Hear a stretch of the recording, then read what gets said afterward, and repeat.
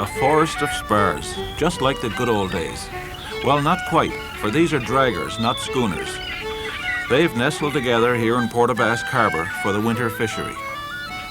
And winter it is, for sure, with the wind knifing in off the water and the vessels coated with icy spray. There are about 100 of them from all over western Newfoundland, drawn by the cod that concentrate here in January and February. The mobile fleet, it's called, vessels originally designed to encourage our fishermen to chase the fish rather than wait for them.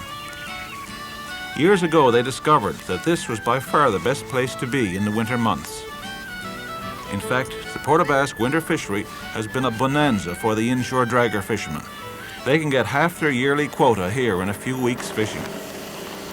But there have been many problems. Draggermen find themselves in the eye of a storm, for their winter fishery has become a cauldron of bitter controversy and constant debate.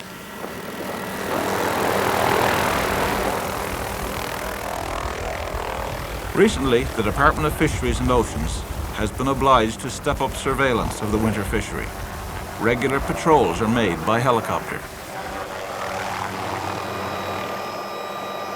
Here's a gull's eye view. It's quite a sight.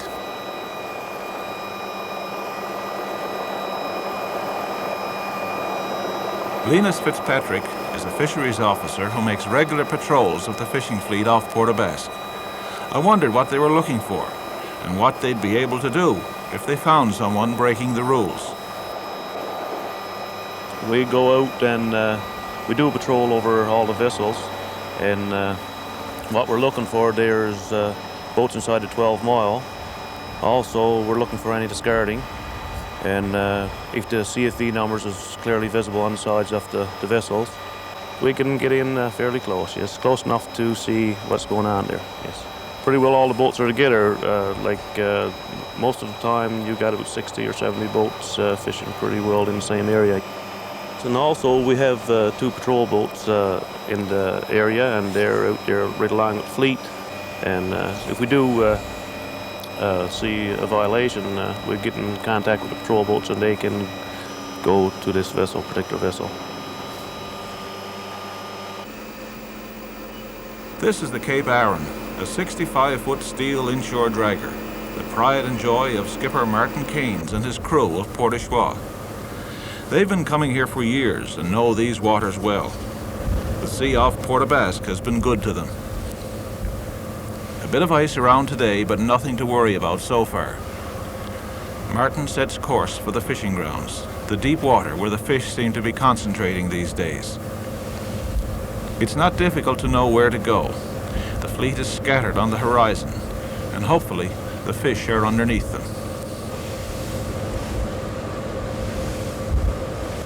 All they have to do now is get their share. They've done well so far, as have most of the draggers. The fishery is important to them. In fact, without this brief, productive winter fishery, many of them probably would be out of business. We have 50% to catch off our quota in Port of Basque. We've made 5 trips. We got half our quota. Compared down in Port of Choix, you fish all summer. You could make 100 trips and wouldn't get the other half. So this is the time of year when you make it or break it, I guess. Yeah, that's right. This is the time. The more fuel you save, the more money you make, especially for a skipper owner. Shearmen, do better too, I guess, because you get their money faster. Martin figures the Cape Erin is in a good place to begin a tow, so all hands rush on deck.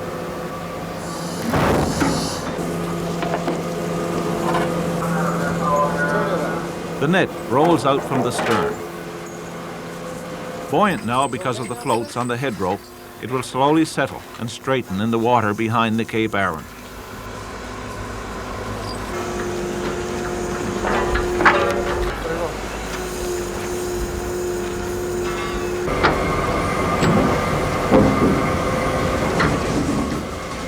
Next come the doors, or otter boards. These sink the net and keep its mouth open during towing.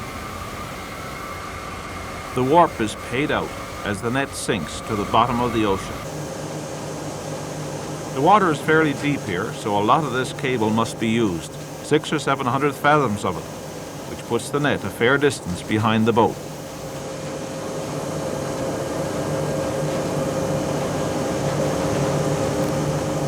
Ice has been quite a problem for the mobile fleet at times this year. Martin kept checking ahead to see what he was getting into. There's a lot of ice the year, more than the past 3 years seems like they've been the same thing, but this year in particular it's more ice than usual. You got to watch for your cables to get them on the ice, and you'll have to take back if you get too big a pan underneath your cable, cause you tangle. The Cape Erin that day had a visitor from the sky, but it was no surprise, for the DFO helicopter regularly swoops down for a look.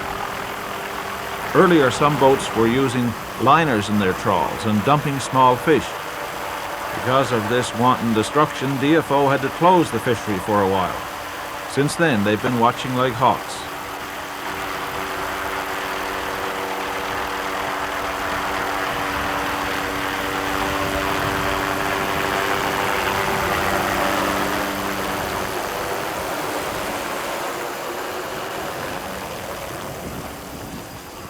On and on we towed, Cape Erin making a watery road through the field of ice. You've got to look for the open patches of water, haven't you, to take back? Yeah, that's right. It's a bit difficult today with the snow falling and things like that. So it's not always a picnic out here? No, it's not. You got to be on your toes sometimes. Finally, it was time to take back. The warps were winched in, and all hands kept glancing out to see the telltale patch of boiling water as the cod end rises. There it is, a big bag of fish. Dennis and Skip Caines wonder how much they've caught. Not bad. They've done better, but they've done worse too.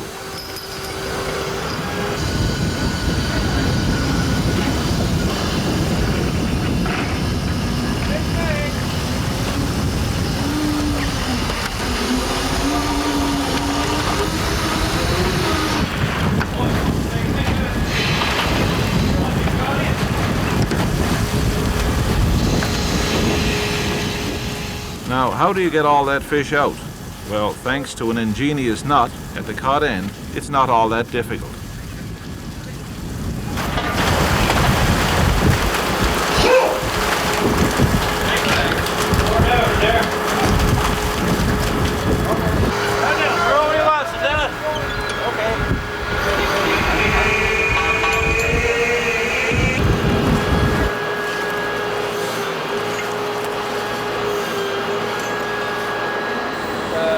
Okay, I see. I never saw there's another boat to the north of you there too.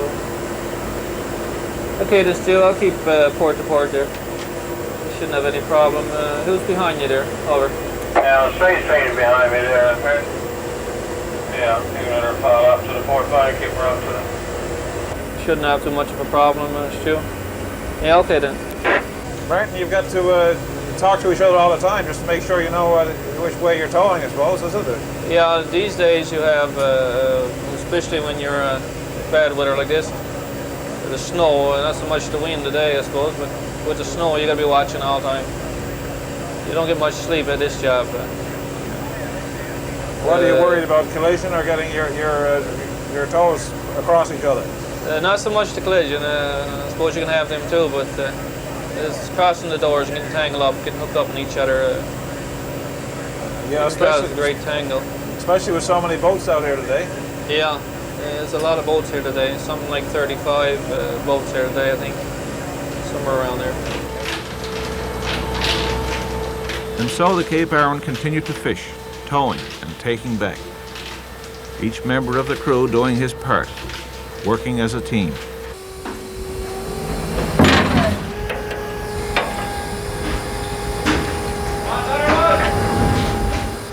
Occasionally, Martin would put on his fur cap and pitch in too.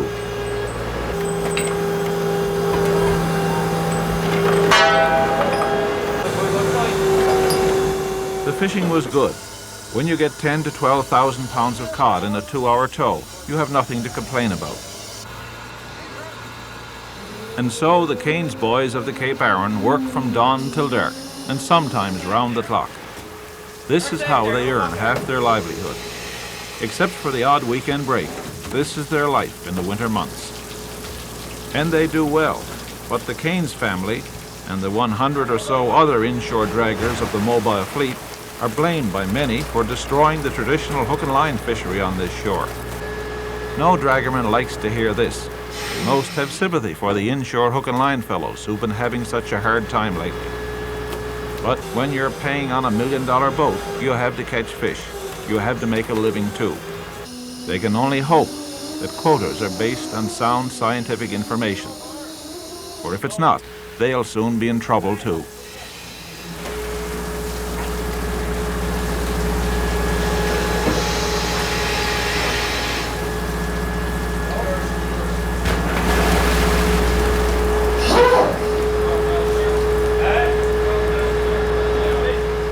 As soon as the fish come aboard, they're bled and dumped in the hold.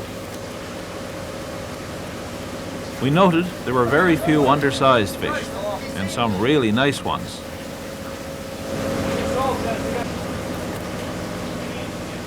The redfish were kept separately. You always get a few when towing in deep water. They're about half the price of cod, which is now 27 cents a pound. It was a short trip, only about 10 hours, and the Cape Erin had done quite well. Yeah, it's pretty good for the time we've been out today. Seen it better, but it's good for the time we've been out there. How much do you figure you got with the 2 hauls now? We've got about 20 or 22,000 there, around that. Oh, that's a good day's pay. Yeah, really it is, yeah. Now, it's not quite your limit, though. You could have gone a little more. Well, they could have got 35. We're allowed with 35 per day. 100,000 a week. Well, I suppose with all the ice around, it's a bit risky, isn't it, make another tow? That's right. In the night time, you can't see what you're doing. You don't know how much ice is around. You get in the ice. It's dangerous. If you got 22,000 every day now, you'd be a lucky man, I guess. Yeah. They only give us a quota that way, it'd be all right.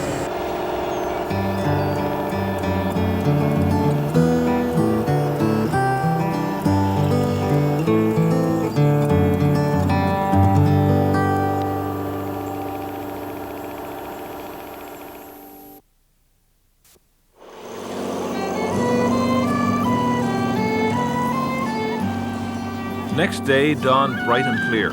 We went to Harbour Lacou and hitched a ride on the mailboat.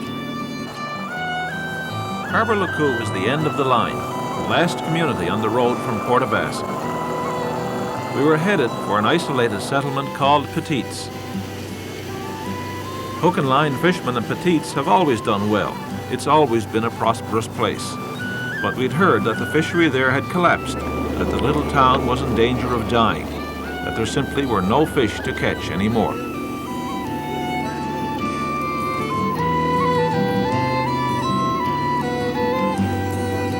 The mailboat picked its way among the slob ice. Past deserted stages into a snug little harbour where we scrambled ashore. Within minutes we were recording a heated discussion on the hook and line fishery crisis. When I was growing up, it was never bad summertime what it is now. The fish was round as it is. What dip you using last night? I went after 12 miles from Rope Line Point. First string of gear I dropped in 79 fathom. I went after 94. Inside each? Yeah, then the next one I went on out over to 97 fathom down to 117 fathom. And the last 4 tubs of gear I had, I guess you could call it codfish, which is that long. I'm not sure now even what they really look like, but I think that's what it was. That's 117 pound water? 117 pound water, and I had 2 catfish that long. That's what I have 4 tubs of draw. For myself, for one, I don't know why not the fish. I mean, if a mobile can go out there and catch a fish, I mean, I can't say there's no fish, Jimmy. You can't say there's no fish. Fish out there. There's got to be fish. They caught the quota year last year, and this year, the biggest problem got the quota caught again this year on the cod stock, right? out in 260 fathom water. I mean, what? There's some reason whatsoever them codfish not coming in there. I mean, these we can go with 120 fathom water. There's more than one reason for it. Like there's them draggers. I know they're not out my guys. Right, but they're not the only guys that we got not getting no fish. Right, them seals. Exactly. You know, that's not out my guys. That's right. Now, it could be a combination of a lot of things. Yeah, but Jim, you think I mean, I know draggers. They done a lot of damage there when he was fishing inside of us, right? Before the codfish went out, that our bottom was tore up. What's wrong? Our bottom was tore up. It's ruined out there. It's like taking a tractor and going through. If you got a lawn, you took your tractor and goes over your lawn. You don't put nothing back. That lawn not going to grow back. That's right. Now the same thing that bottom not there, right? What's wrong? But I mean, all the fish after 260 fathom water. Right? I mean, you think they're catching, some of them should be coming in. At least one of us should go out there at all the boats. You're talking 85, 90 boats we got here. You think one of us should at least go out on 3P right on this big area. Cape Ray right down to Bow and Virgil. One of us should go find a spot of fish to get at least a couple thousand amount of fish onto it, but we can't, nobody's getting that one. Fishermen confused and baffled. What's caused the problem? Overfishing, draggers, destruction of the seabed, pollution, seals? Nobody knows. Nothing to do, no way to earn a dollar, forced to tie up their boats at what should be the busiest time of year. No wonder they're full of anger and despair and frustration. For years and years, this was a prosperous place. Families did well from the fishery, and life was good. Now there's no fish, no money, and unless things change drastically, no future. I spoke with Ruby Payne, who runs a store in Petites. It is, yeah. It's really slow. The people here are suffering because of the slow fishery. I guess it must be pretty sad for some families who've always done well. That's true, yeah. They find it very hard. They're used to making good money, and now the fish is not there, so they don't, they just don't have the money anymore to do the things they always wanted to do, Yeah. They always live well, and now they don't. That's what it amounts to. What are the actual signs you see of it now, of the hard times? Well, people don't buy any luxuries anymore. That has stopped. The children don't spend as much money anymore. There's a big difference. Yeah, so families are really hurting. Yeah, they are, yeah. It's too bad they couldn't get something else in place of it, but I guess we don't see any sign of it right yet. Yeah, and I suppose there's only so far you can go with credit too. Are you worried about that? That's true, yeah, sometimes. Yeah. Yeah, most people try to do the best they can, but sometimes it gets bad. Yeah. And this is the first time you've seen it now. I suppose each year has been a bit worse, has it? Oh yes, it's slowly going down. Yeah, each year it's getting worse. Do any of the people say they're planning to leave? Have you seen any people leave? Every now and then they say so, but I don't know if they really mean it. I guess they always try to hang on till the last, Yeah, it's a beautiful place here. It is. It's lovely, beautiful. Yeah, it's a nice place for tourists. Yeah. Do you think that's what it will come to? I think so. I think so. One of these days, probably be just summer homes and probably the tourists coming in. If nothing happens to the fishery, there's nothing else here.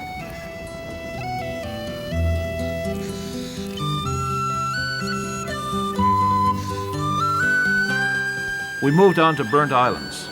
Again, the hook and line boats were all tied up. This would be unheard of on a day like this a few years ago. Once fishermen here used 20,000 pounds of bait a day. This year they haven't landed that much weight in codfish all winter. Some migrate to Nova Scotia, where they fish in small boats far offshore. For Jabe Herrett, this is a poor substitute for the winter fishery which once was on his doorstep. Last three years, I have nothing around here. Before that, we get all kinds of fish, eh? I see one about 5 years back, between 5 or 6 years back. We started on a Monday morning, and we end up on a Saturday. We're getting 9,000 and 10,000 a day, only a mile and a half off, 2 miles off from land. Sunday morning we got up, the draggers going all down along the rocks, and I haven't nothing come back since. Haven't nothing. So you don't even bother to go out now, do you? We go out, there's anything to go out for, there's nothing to go out for. The hook and line is finished, as far as I'm concerned. It's finished.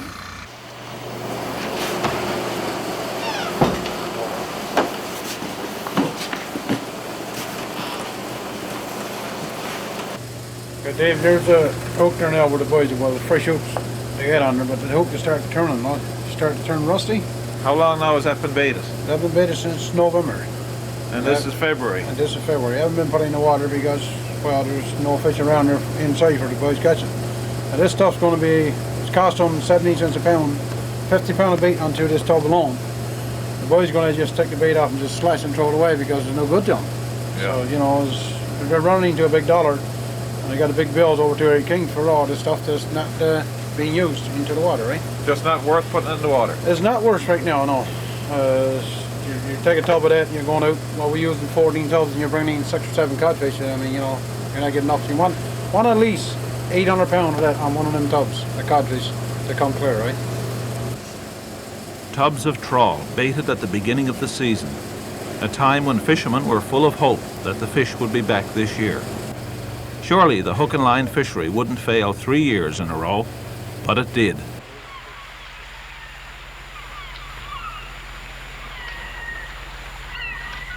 Erin King Fisheries in Burnt Islands. Now that the hook and line fishery is gone, this company, a main supplier for fishermen on this shore, has had to depend on the mobile fleet for its raw material. Today it's redfish they're processing. But redfish markets are shaky. Cod is what the plants really want.